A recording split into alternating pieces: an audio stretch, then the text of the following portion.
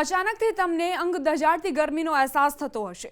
સામાન્ય રીતે માર્ચના અંતમાં આવી અંગ દજાડતી ગરમી વરસતી હોય છે, પરંતુ એકાએક જ જે આ ગરમી વરસી રહી છે તેનું કારણ શું છે તે જ સમજાવવાનો પ્રયત્ન કરી રહીશ।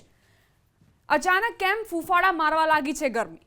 તો આ મેપના માધ્યમથી તમે એ સમજો કે અહીંથી એક વેસ્ટર્ન ડિસ્ટર્બન્સની અસરો ફેબ્રુઆરીમાં વર્તાતી હતી, જેના કારણે ઠંડા પવનોનો અહેસાસ તમને થતો હતો, પરંતુ અરબ સાગરમાં આજે એન્ટી સાયક્લોનિક સર્ક્યુલેશન સિસ્ટમ છે તેની અસરો વર્તાઈ રહી છે। અફઘાનિસ્તાનથી થઈને રાજસ્થાનના રણ પ્રદેશથી થઈને તે ગુજરાતમાં આવી રહી છે, અને એટલે જ જે ગરમ પવનો છે તે ફૂંકાઈ રહ્યા છે, અને આ જે પવનો છે તેના કારણે જ પારો અત્યારથી જ 39 ડિગ્રીને પાર પહોંચી ગયો છે। ઘણા એવા જિલ્લાઓમાં 40 ડિગ્રીને પાર પણ પારો પહોંચી ગયો છે। મહત્તમ તાપમાનની જો હું વાત કરું તો આ મહત્તમ તાપમાનના કારણે જ લૂની અસરો વર્તાઈ રહી છે, હીટવેવ પણ વાઈ રહી છે। બપોરના સમય દરમિયાન અંગ દજાડતી ગરમી એટલે જ વરસી રહી છે। આ જે એન્ટી સાયક્લોનિક સર્ક્યુલેશન સિસ્ટમ છે તેનો જે વિસ્તાર છે તે ખૂબ જ મોટો છે, રાજસ્થાન દિલ્હી સુધી તે પહોંચી ચૂક્યો છે, અને એટલે જ માત્ર ગુજરાતમાં જ નહીં પરંતુ દેશના અન્ય ભાગોમાં પણ આ જ પ્રકારની ગરમીનો અહેસાસ લોકો કરી રહ્યા છે। હવે જે આ મેપ છે તેના માધ્યમથી એ સમજીએ કે આખરે હવામાન વિભાગે ક્યાં યલો એલર્ટ જારી કર્યું છે અને ક્યાં ઓરેન્જ એલર્ટ આપ્યું છે। બુધવારની આ વાત છે, કચ્છની વાત કરીએ, મોરબી, રાજકોટ, સુરેન્દ્રનગર, ત્યારબાદ બનાસકાંઠા, આ એવા જિલ્લાઓ છે જ્યાં ઓરેન્જ એલર્ટ આપવામાં આવ્યું છે, એટલે તમારે પણ સાવધાની સચેતતા રાખવી પડશે। બીજી તરફ હવે વાત કરીએ કે આખરે યલો એલર્ટ ક્યાં છે, તો બે એવા જિલ્લાઓ છે જેમાં ભાવનગર અને પોરબંદરનો સમાવેશ થાય છે। આ બે જિલ્લાઓમાં યલો એલર્ટ આપવામાં આવ્યું છે।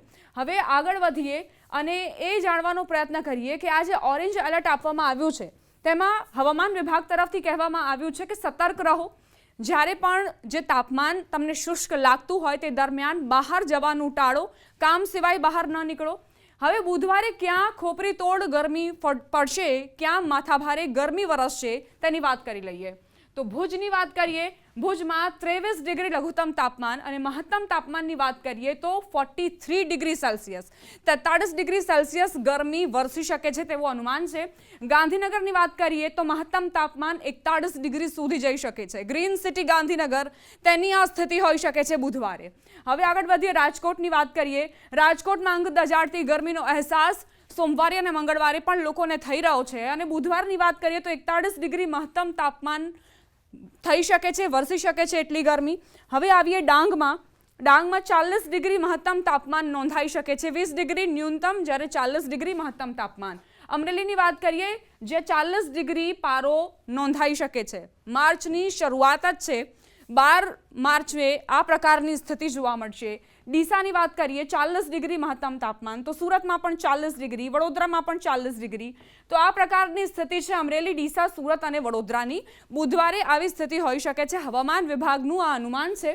હવે આ વાત થઈ કે મહત્તમ ડિગ્રી જે 39 ડિગ્રીને પાર અત્યારે આંકડો નોંધાઈ રહ્યો છે, ક્યાં સંભાવના છે કે 39 ડિગ્રીને પાર આ તાપમાનનો પારો જઈ શકે છે। તો આ રીતે ગરમી જે વધુ પડતી આકરી બનતી જઈ રહી છે, બની શકે કે થોડા સમયમાં જે એન્ટી સાયક્લોનિક સર્ક્યુલેશન સિસ્ટમ છે તેની અસરો ઓછા પ્રમાણમાં થાય અને ત્યારબાદ વેસ્ટર્ન ડિસ્ટર્બન્સની અસરો શરૂ થાય તો આ ગરમીથી આપણને રાહત મળી શકે છે।